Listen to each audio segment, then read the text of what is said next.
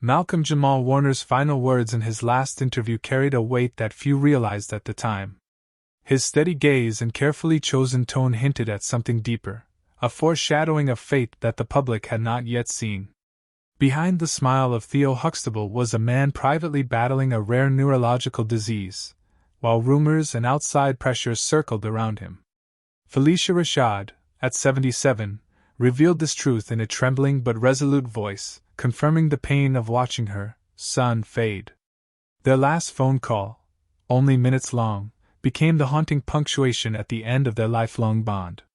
It was a revelation that left fans questioning what signs had been missed, what truths had been hidden, and what memories would forever remain between them. To many, Claire Huxtable was just a television character, but to Malcolm, Phylicia Rashad became something much more. From their first meeting at the 1984 script reading, the connection felt destined. He later said it didn't feel like an audition, but like speaking with a mother he had always known. Across 8 seasons of The Cosby Show, Phylicia watched Malcolm grow from a boy into a man, guiding him through fame, temptation, and grief. She advised him when his career choices wavered, supported him during personal loss, and reminded him that his worth was not defined by constant visibility. This bond extended well beyond the cameras, with Phylicia nurturing his growth and Malcolm leaning on her wisdom, building a relationship that their peers often described as a real-life Huxtable family. Even after the show ended in 1992, their connection endured, strengthened by decades of mutual respect, weekly calls, and quiet exchanges of books, letters, and encouragement. By the time Malcolm reached his 50s, words were almost unnecessary. Their love was understood without explanation. He still called her Mom, and she still called him Son. That is why, when the world learned of Malcolm's death at 54, Phylicia's cry of, "Not my Theo," resonated far beyond a co-star's grief.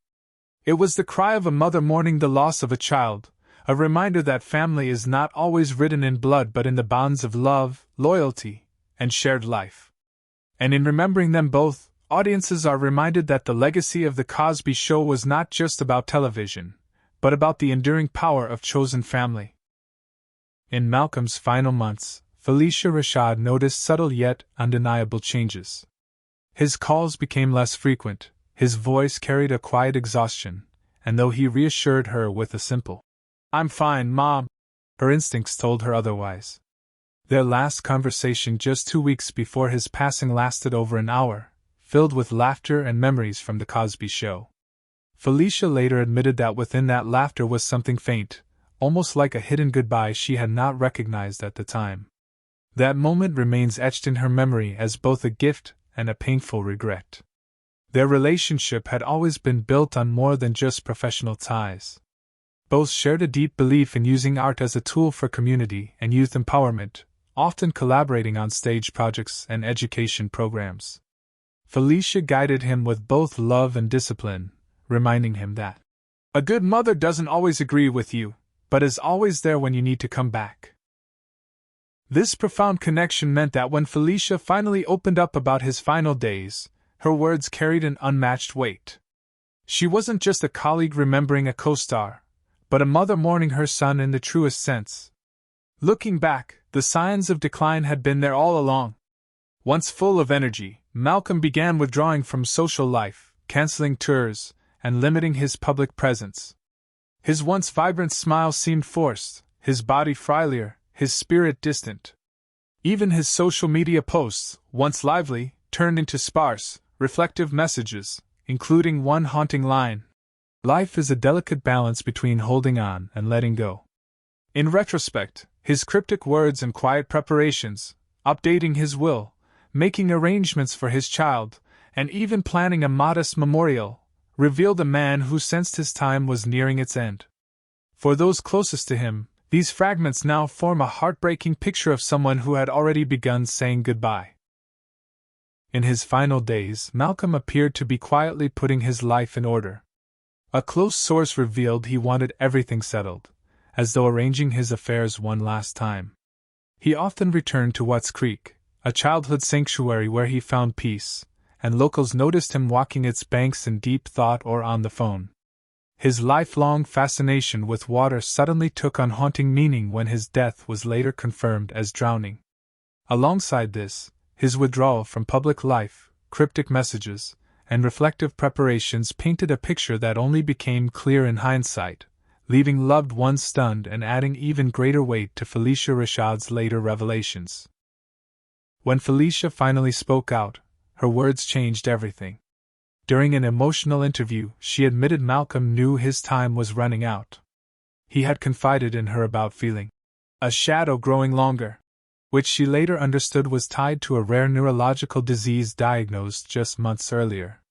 He kept his condition private, determined not to be remembered for his suffering but for his art and laughter. Phylicia revealed that only a few close friends, including herself, knew the truth, and she hinted that beyond his illness, Malcolm faced external pressures he never fully explained, adding mystery to his final months.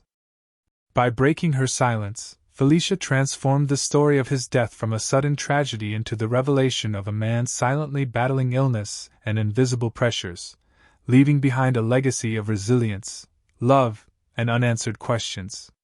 Phylicia Rashad's revelations about Malcolm-Jamal Warner's secret illness painted one part of the story, but the hours leading up to his death revealed a different, darker chapter. Just before his passing, Malcolm hosted a small private gathering tied to a mental health awareness project. What began as a quiet tribute quickly spiraled into confrontation when Phylicia pulled Tempest Bledsoe aside with chilling words about a buried secret. Tensions escalated further when Malcolm intervened, admitting, "We've been lying to ourselves for decades. This isn't a family, this is a cover-up."